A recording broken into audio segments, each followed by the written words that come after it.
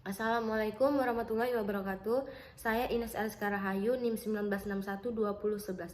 Ingin mereview jurnal yang berjudul Model Optimasi dan Manajemen Risiko pada Saluran Distribusi Rantai Pasok Sayuran Dataran Tinggi Wilayah Sumatera. Yang pertama itu abstrak. Sektor pertanian khususnya pada sayuran dataran tinggi dianggap memiliki potensi dan prospek dalam mendukung diversifikasi pangan sehingga harus memiliki nilai keunggulan yang komparatif. Keunggulan komparatif diperoleh dengan manajemen rantai pasok dan manajemen risiko. Maka dari itu sebuah model optimasi, namun seringkali dalam kegiatan pertanian sering ditemui resiko yang muncul khususnya pada saluran distribusi rantai pasok. Hujan dari penelitian ini adalah untuk mengetahui aliran rantai pasok sayuran pada dataran bukit tinggi. Yang kedua, mengetahui model optimasi dan manajemen risiko pada saluran distribusi rantai pasok sayuran di daerah dataran tinggi Kabupaten Agam Sumatera Barat dan Kabupaten Karo Sumatera Utara. Dan yang ketiga, menganalisis minimalisasi resiko pada saluran distribusi sayuran dataran tinggi di Kabupaten Agam Sumatera Barat dan Kabupaten Karo. Yang kedua, judul penelitian yang saya ambil berjudul Model Optimasi dan Manajemen Risiko pada Sayuran Distribusi Rantai Pasok Sayuran Dataran Tinggi Wilayah Sumatera. Nama penulis yang pertama Yufiani Kusumawardani, yang kedua Muhammad Syamsun, yang ketiga Anggrayani Sukmawati. Nama jurnal tahun terbit Jurnal Manajemen IKM volume 10 tahun 2015.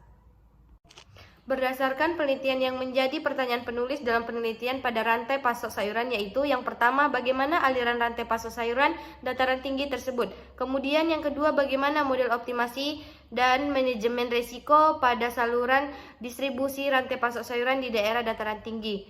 Selanjutnya yang ketiga, bagaimana meminimalkan risiko pada saluran distribusi sayuran dataran tinggi di daerah tersebut.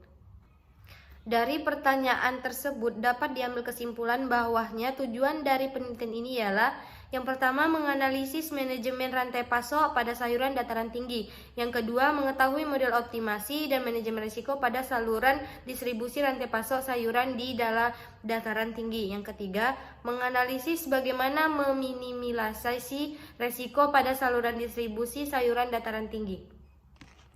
Selanjutnya, agar penulis mengetahui serta menjawab apakah terdapat risiko pada sektor pertanian sayuran tersebut, maka penulis menggunakan metode dengan pengumpulan data dengan cara survei, wawancara, serta penyebaran kuesioner survei dan wawancara dilakukan agar penulis mengetahui apakah manajemen risiko mengalami gangguan atau kendala pada rantai pasok sayuran dataran tinggi. Data yang digunakan dalam penelitian ini adalah data sekunder dan data primer. Pada penelitian ini, data primer diambil dari hasil wawancara, hasil observasi, penyebaran kuesioner pada dua pakai yang terkait dengan topik penelitian, yaitu penyuluh petani dan gaploktan. Data sekunder diperoleh dari studi pustaka, yaitu buku-buku, literatur, dan penelitian sebelumnya. Pengelolaan dan analisis data yang digunakan adalah analisis deskriptif dan kuantitatif. Penelitian ini dilakukan sejak bulan September hingga bulan November tahun 2013. Metode yang digunakan penulis ialah model optimasi dan manajemen risiko, digunakan AHP. Dan untuk meminimalisasi risiko menggunakan ISM. Maka hasil dari penelitian ini ialah sistem saluran distribusi rantai pasok sayuran dataran tinggi di Kabupaten Agam, Sumatera Barat terdiri dari 3 model saluran distribusi. Yang pertama terdahulu di petani, kemudian pengumpulan dan berakhir di pasar tradisional.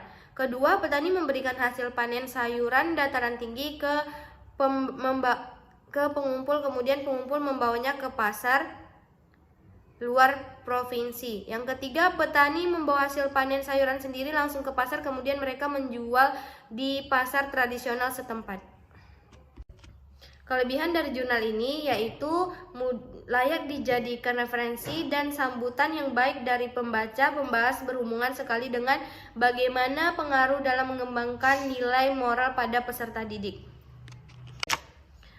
Kekurangan dari jurnal ini yaitu terdapat beberapa bahasa yang sulit dimengerti, khususnya bagi pembaca umum, tidak memiliki nomor halaman. Baiklah, itu saja yang saya dapat sampaikan. Terlebih terkurang saya mohon maaf. Saya akhiri, wabillahi taufiq walhidayah. Wassalamualaikum warahmatullahi wabarakatuh.